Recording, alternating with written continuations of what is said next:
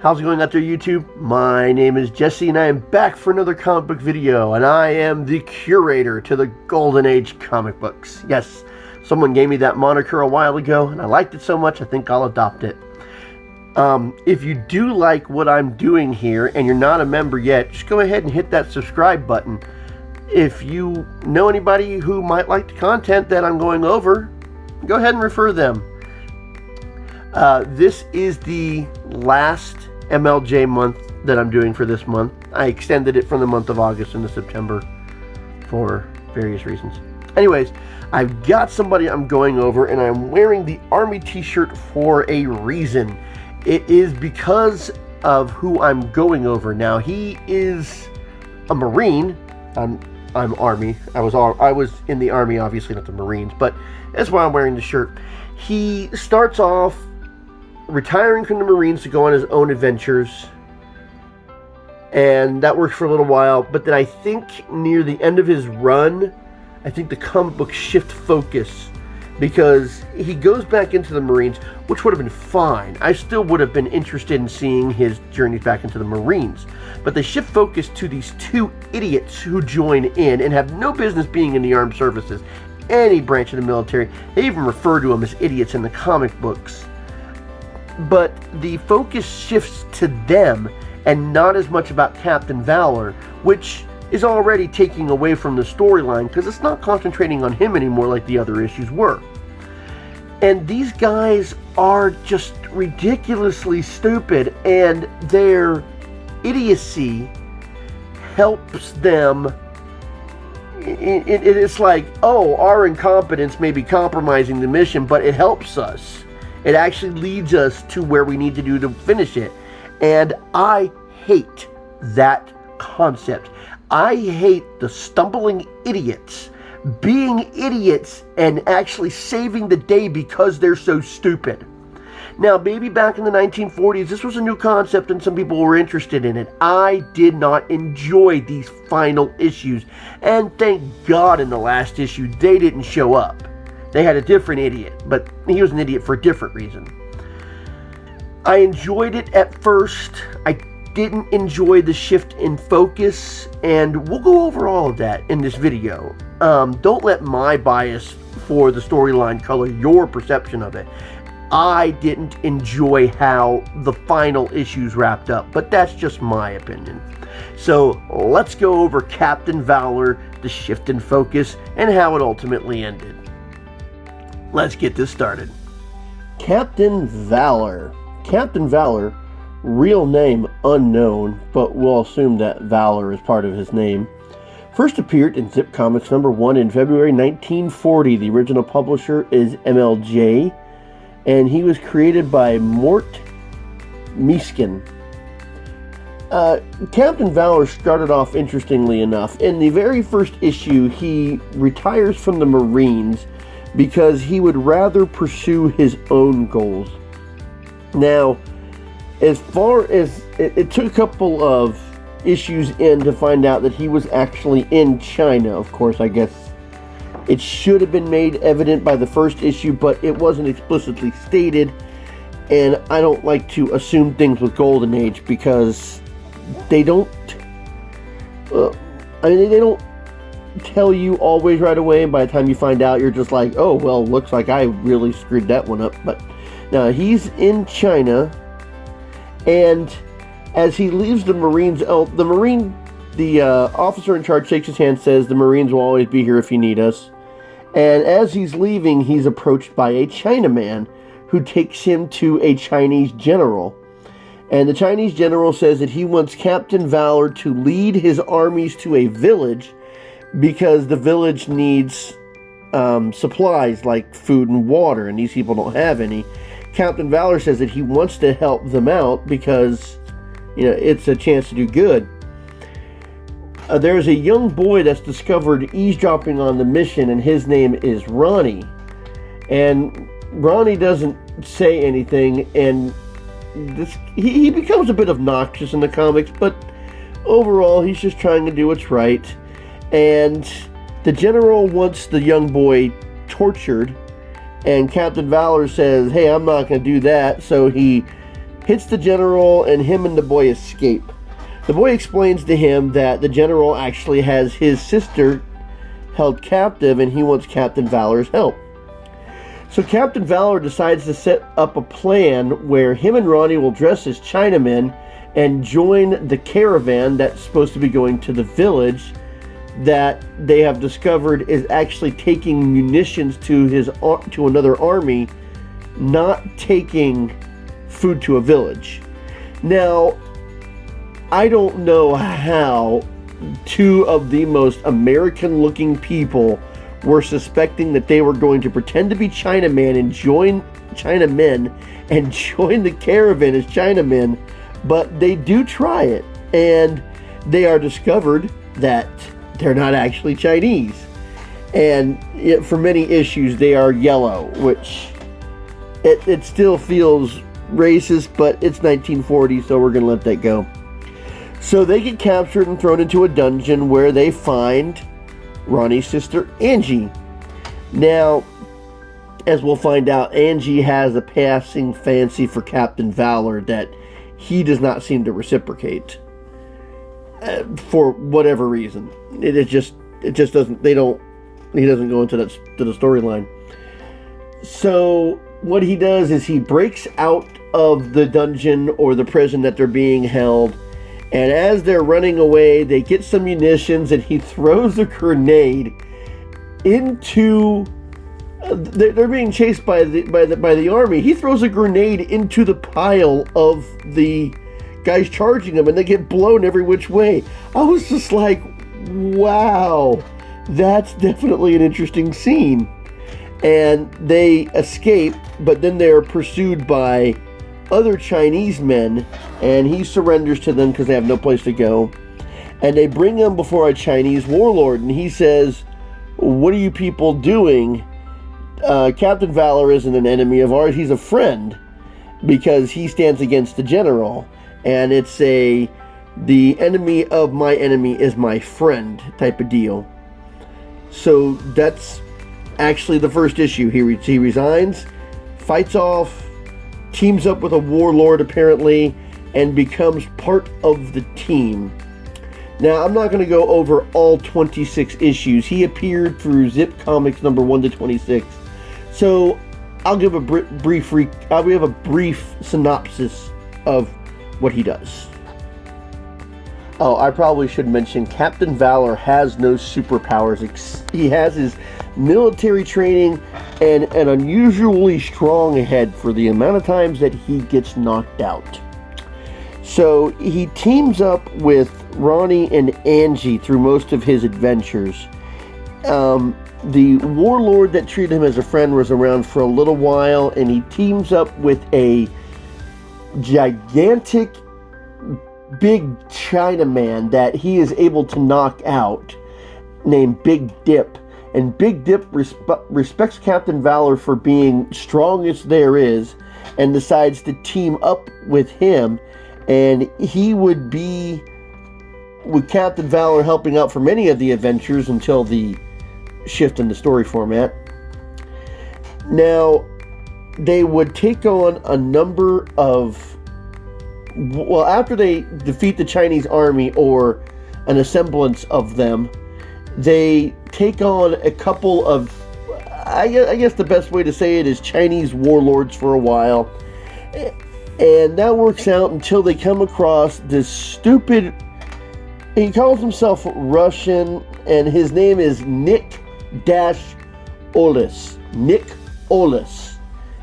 And he's not really an idiot, he's just so short-sighted. He doesn't think long-term about his plans, which is why they ultimately fail. They are stupid and contrived, and he keeps popping up, and he's doing it for Tiana. Now, Tiana was a quarter brother of one of the warlords that they've encountered, who wants to do Captain Valor in, and she seems to have a passing fancy for Captain Valor. And the Nicholas, whatever, his plans keep falling apart because he's too short-sighted. So Captain Valor would eventually run into a baron out in the wilderness who was supposed to be doing some, I guess, trading guns to rebels, until he gets killed because of Nicholas's incompetence. Allows this guy to get killed. And then the bandits turn on them because they feel that they were cheated. And a group of American wrestlers come to their aid. And we find out that the American wrestlers, plus their promoter, have been stranded in China. I don't even begin to understand how this whole situation happened. But then Captain Valor decides to start waging his war against the Chinese, the armies and the pirates. So he teams up with the wrestlers, and they start to get vehicles, and they steal food, and they start tricking the army people, and they actually get themselves a nice little convoy. I think at one point they have a tank. So short-sighted Nicholas decides to betray Captain Valor, and in the middle of the night at one of their stops, he takes all their vehicles and runs them right into a trap that the Chinese had set up for them and blows up the entire convoy. Now, somehow, Ronnie was on one of the trucks, and he doesn't die because of the explosion. And this girl, Dallas, that they happened to come across that was living at the Baron's estate. Yeah, there's a bit to this, but they make sense in the sequence of the comics, and I'm not trying to describe every issue. Somehow Nicholas survives, Tiana survives, Ronnie and Dallas, the woman Dallas, she survives, and Ronnie is obsessed with this girl to the point of actually being annoying. But they get captured. Well, Ronnie, Dallas, and Tiana get captured and put before a firing squad. And Captain Valor saves them and reveals that the promoter was in league with Nicholas when they told the convoy, and the wrestler said, "Hey, we'll take care of it." And they chase the promoter off, and they chase off out of the store. We never see him again. Now, about that time, Angie hasn't been with them, but then she happens to show up with Big Dip.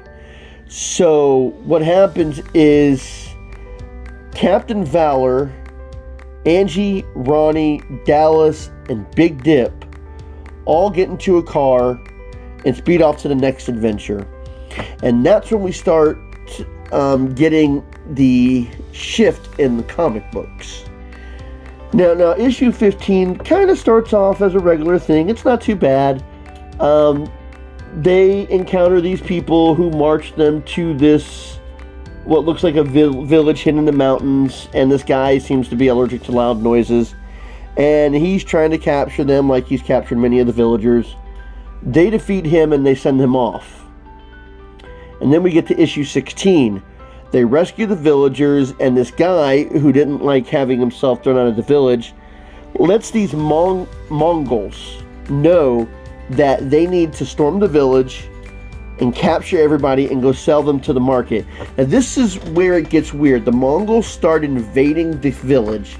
Captain Valor and one of the Mongols actually shoot each other at the same time. So Captain Valor is lying on the ground, and finally the Mongols converge in at nighttime. And they do take Captain Valor, who they believe might be dead, and put him on a horse. And we don't know what happens to the rest of the characters. He freed this guy named Marty from a jail cell who knows who Dallas is. So you have, let's see, Captain Valor gets put on the horse. So Ronnie, Angie, Dallas, and Morty, and Big Dip. We don't know what happens to any of them. Apparently, the Mongols said, hey, we're going to capture everybody in the town, and we're going to capture the villagers, and we're going to send them all on market. But we never see them take anybody but Captain Valor. And then they set the village on fire, and then they leave. We don't know what happens to them at this point. We don't know if they are part of the caravan that goes to sell them as human slaves. We don't know if they were in the village to burn. They never show us them again. They're totally gone. Then we see them at the marketplace, and they decide to sell Captain Valor. And there is this mysterious woman in a veil who pays $400 for Captain Valor. And then we'll get to the next issue, and we find out that she's an American agent in China and needs Captain Valor to go to the U.S. and deliver some secret information to Washington. We never see what happens to his companions. We don't know if they're sold. We don't know if they burned to death in the village. He never talks about them. He never references them again. All the way to issue 26, he never even brings them up again. They are just totally gone and out of the story, which it kind of sucks. You know, I was becoming slightly invested in these characters through these issues because they were their own people. They weren't just a foil for Captain Valor. They were their own people, and for them to just be dismissed like that so unceremoniously actually sucks. And that's what started breeding some of my distaste for the Captain Valor story. If they just wanted to say, hey, they stay in China and Captain Valor goes to the U.S., that's fine. I wanted a satisfying conclusion to why he doesn't talk about them anymore, but we don't get anything. I don't know if they're dead. I don't know if they're sold. I don't know anything about them. It was an unceremoniously dismissal of all the characters who's pretty much helped Captain Valor and kept him alive, and now they're gone. Let's get to the next part of what happens after this. And now we come to Captain Valor on the flip side of his Chinese mission. Now, the woman who bought him wants him to deliver messages to Washington. And he goes back to the U.S., and there are people who want his message, and they very aggressively go after him. He delivers the message. Some craziness happens, and he decides that he wants to rejoin the Marines. He is welcomed back as a captain, which is his former rank. This is where we are introduced to Sim and Slam, SLIM and SLAM. You really tried your brain when you came up with these two. Slim and Sam escape from a cop and end up in the line for the Marines and accidentally end up joining them. I don't know how these incompetents weren't kicked out immediately. They even talked about dropping out of the Marines, but they stay. And all the way up to issue 25, they're in a different country each issue. And I mean, they were in, what was it, I think they were in Antarctica, not Antarctica, yeah, they were in Antarctica, South America, I think Norway. It's just every single issue they were in a different country, and they were really traveling. And in every issue, they are doing stuff that's completely incompetent, should get everyone killed, and still somehow manages to save the day. I'm not a fan of this storyline. I'm not going to get into each one of these issues. I got some screenshots here, so you can get an idea. I can't explain it. If these kind of people were in the service in my time, they would have been drummed out very unceremoniously. I mean, you cannot hold your gun and try and arrest a major for a spy and not expect to get court-martialed almost immediately. Yeah, that was the first thing, and I kept looking at the issues going, okay, here we go. Until we get to the final issue. The final issue, these two aren't in, thank goodness, but there's this idiot. For some reason, this guy is shooting BBs out of his mouth at people. I don't know who came up with that, but I hope that they got fired over it, because this is the most incompetent thing I've ever seen. Anyways, Captain Valor knocks out a superior officer because he won't believe Captain Valor that a bombing run is coming. He uses this idiot to get to the command center to alert about the air attack.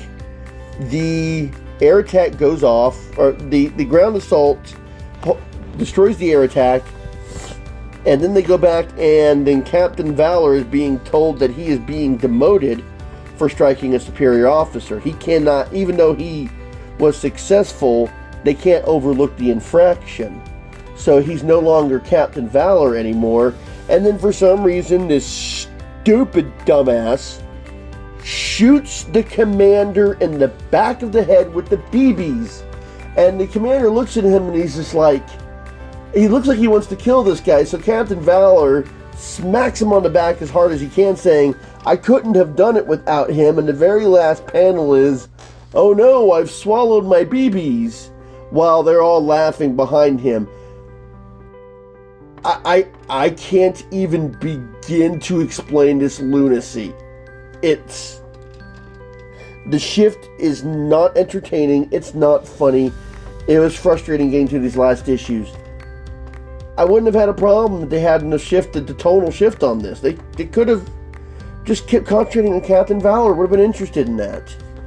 But after the dismissal of the people that he teamed up with China and the total focal shift on these new people, I can see why Captain Valor didn't make it past issue 26, even though Zip Comics went on for a long time.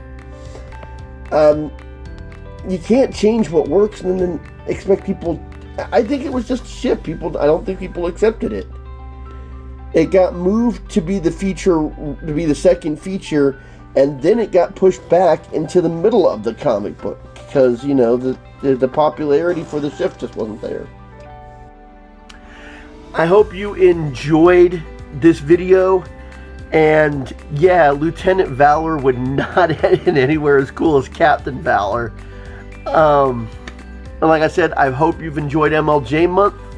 Next month, I hope to be starting on the foreign superheroes that I've covered in previous videos, and if you haven't seen those, all you gotta do is go back through my list of videos. You'll find it there. I did Canadian, Australian, British superheroes. I should be doing Commander Steel next month, but don't hold me to that. I might want to do it differently, but he is going to be coming up next month. So, next month, spotlight on the foreign superheroes over the pond. Sisters in Canada was our sister city. England was over the pond. Australia was that country. So, until next time, I'll be seeing you.